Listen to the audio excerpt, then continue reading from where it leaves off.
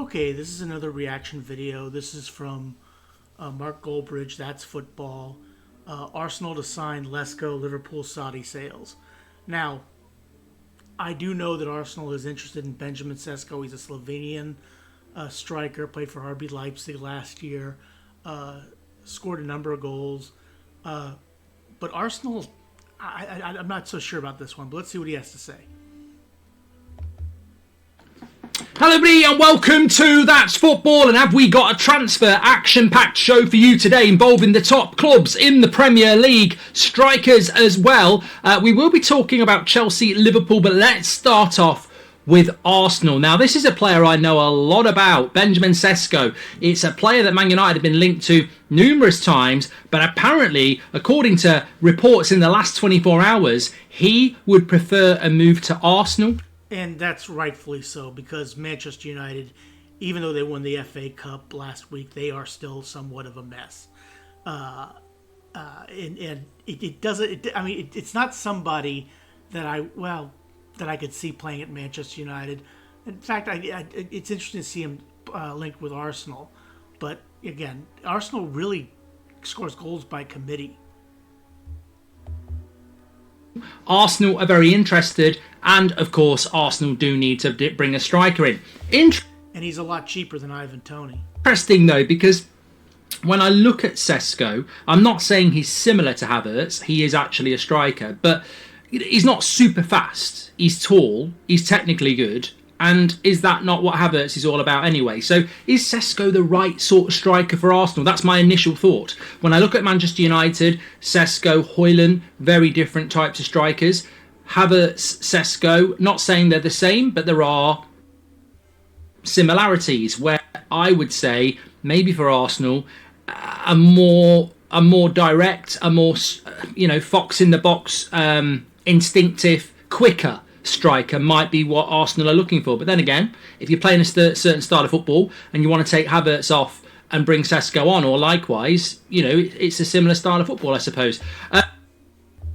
Around sort of 50 to 60 million pounds is what it would cost from Leipzig. I think he has a release clause of 65 million euros to get him out of Leipzig. I think that's the release clause that Arsenal would have to pay. And apparently Arsenal are leading the race. So let us know what your thoughts are on that one. Look, he's a good striker. SESKO feels like he's been around for ages as well. I think he's only 20, 21. He'll be playing... Yeah, he's 21 years old. In the Euros, of course. Yeah, he'll be playing in Slovenia, playing against England, actually. 6'5", I think, so he gives you that aerial dynamic as well. And look, I would not be surprised if Arsenal did this or did another deal like this very, very quickly, because one thing Arsenal have done very, very efficiently over the last couple of years is get their transfer business done and get on with taking a... Yeah, that is one thing that Arsenal has done a lot. They brought in Havertz. Now, Rice took a long time because that was a big money deal. They brought in Urian Timber, which was actually really done quickly. They generally have their transfer business done by July, by the start of the preseason. So if they do this, and they want to do it, I read that they want to do it before the Euros, but again, that remains to be seen. We'll see if that actually pans out.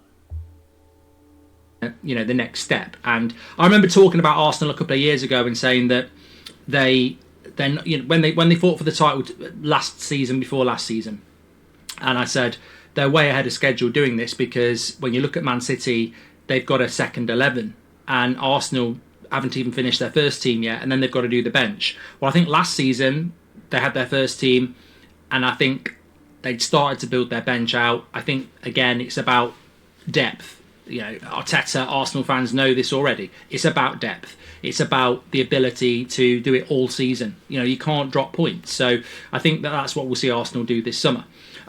Let's talk about Liverpool very, very quickly. I am just intrigued to see what's going to happen at Liverpool. New manager in slot, Michael Edwards coming back as technical director, sporting director, whatever you want to call it.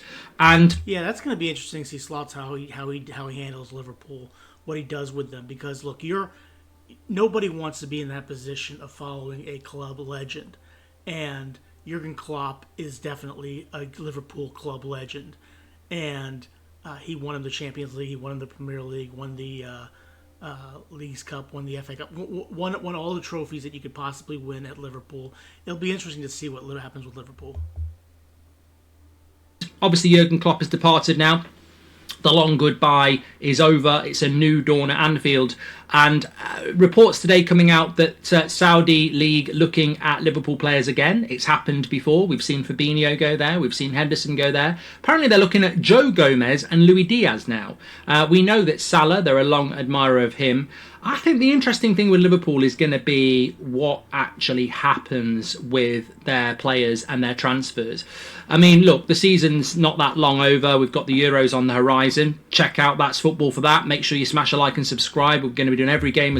It'll be interesting to see if Salah goes to Saudi Arabia this year.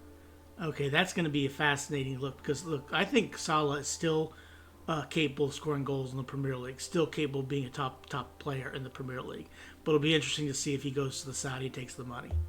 As a watch along, very excited about that. 2 weeks today it starts against Germany and Scotland. But I also think the transfer window is fascinating, this summer transfer window. You've got Chelsea with a new manager. You've got Arsenal looking to go again. Man City will do something. Liverpool, massively interesting, as we said. And then you've got the likes of Newcastle, Aston Villa, Spurs, Manchester United, and others who will be looking to close that gap on those ahead. But Liverpool's an interesting one. I don't know what the financial situation is at Liverpool. I don't know whether if they keep everybody, how much they can spend. This was always a frustration for Klopp, really, having to battle the likes of Man City and Arsenal to a certain extent, who seem to have, certainly Man City, more funds. But there might be people who quite fancy that move as well, now that Jurgen Klopp has gone. I can't see Joe Gomez going to the Saudi League. I mean, that one was really weird. But no, I don't see Joe Gomez going to the Saudi League either. Diaz has been linked with Diaz. I could see that happening. I could see Diaz and Salah leaving, but maybe not Salah, but I could certainly see him going. It wouldn't surprise me. An exit from Liverpool for quite a while now, which I find weird because I think he's a good player who's had injury and off-field problems, and it seems weird to me. Maybe Liverpool fans can tell us what that's all about. But there's still the uncertainty around Mo Salah. There's been talk of Van Dijk. There's been talk of even Trent Alexander-Arnold, who's not got long left on his contract. So I think Liverpool are going to be a really interesting team to watch next season. No Jurgen Klopp will be weird. Do they hit the ground running? Is there a transition? But the more of those senior players that they can keep hold of, the better their chances. Because when you've got Virgil van Dijk and Andy Robertson and Trent Alexander-Arnold and Mo Salah and Alisson and players like that, that's half a team. Then you've got people like McAllister a year in, Szoboszlai, the players that Klopp had brought in a year ago. They can still be a really good team next year. But yeah, they're going to be a decent team next year. But it'll be interesting to see how the manager wants them to play as well. That's going to be fascinating to see Liverpool next year with a different outlook than when Jurgen Klopp was there. It's going to be different. I think the key is going to be what they do ins and outs in relation to the transfer window. And we did talk about Chelsea. Well, look, I don't want to disappoint Chelsea fans, but it's probably stating the bleeding obvious. Victor Osimhen, a Lukaku deal won't be happening. I forget that Lukaku is still even a Chelsea player. But where will Victor Osimhen actually end up this summer? Yeah, that's the thing about Lukaku. I mean, he's been on loan, the past 2 seasons. He's still a Chelsea player. He's still gonna have to report to Chelsea. What are they gonna do with him? Okay, it's gonna be fascinating. And yeah, Osimhen's not gonna be coming to. Now I heard Osimhen was linked with Arsenal or offered to Arsenal. I don't know if I believe that, but Osimhen is gonna be a again, Osimhen it would be a fascinating striker if you could pull him off. But. Arsenal's looking at SESKO right now, looking at a cheaper cheaper option than Osimhen. Summer, get your comments in. I've always felt he's going to PSG with Kylian Mbappe going, and the wide talent that they've got, and the fact that Ramos hasn't really settled in from Benfica. I think they will spend a significant amount on Victor Osimhen and take him to. Yeah, again, I think the Mbappe going to Real Madrid. Yeah, I think Osimhen's going to be. Now he may go to the Premier League. I don't see him going to Chelsea, like he said. I don't see him going to Arsenal. But PSG would be a good place for Osimhen. to PSG. I've always imagined him in a PSG shirt, and I think that's where he's going to go. Although there has been rumours that he'd go to Saudi, which for me would be disgusting. Yeah, that would be disgusting if you went to the Saudi League. I mean, why would you go a level down? My father was just watching the Saudi Cristiano Ronaldo team play the other day, and he said it was horrible. He said it was awful football. Why would you go there? Absolutely disgusting. Victor Osimhen is a player who's had quite a quiet season, to be fair, because Napoli obviously had that great season the year before. They were the Leverkusen the year before, really, the big team in Europe. But 25 years of age, Victor Osimhen should not be going to the Saudi League to earn a load of money. But I guess we'll have to wait and see what happens with it. But no, I mean, if they pay him a ton of money, that's one thing. But I would think he could probably play about 5 or 6 more years in Europe. Maybe 30, 32, 33 go to Saudi League, but not now. Do I see him coming to the Premier League? I can't really see where he'd go. Man City could afford it, but they won't do it with Erling Haaland. Man United can't afford it. Chelsea can't afford it. Liverpool won't go for that type of player either. I mean, he would be very, very, very, very good for Arsenal. It'd be a brilliant... Yeah, again, he was offered to Arsenal. He'd be brilliant for Arsenal, but I just don't see him going to Arsenal. I don't see Arsenal spending that kind of money, especially if they're looking to sign SESKO. Brilliant striker for Arsenal, but Arsenal, that would be a significant outlay for them to do that. So I don't think he's going to come to the Premier League. He is a player that Chelsea have been linked to for a very long time. And I look at that £1 billion that Chelsea spent, and the only striker they bought in was Jackson.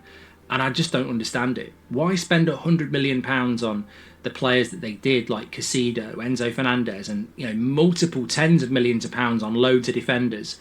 When you could have just gone and knocked on Napoli's door and said, "There's £100 million and negotiate Victor Osimhen."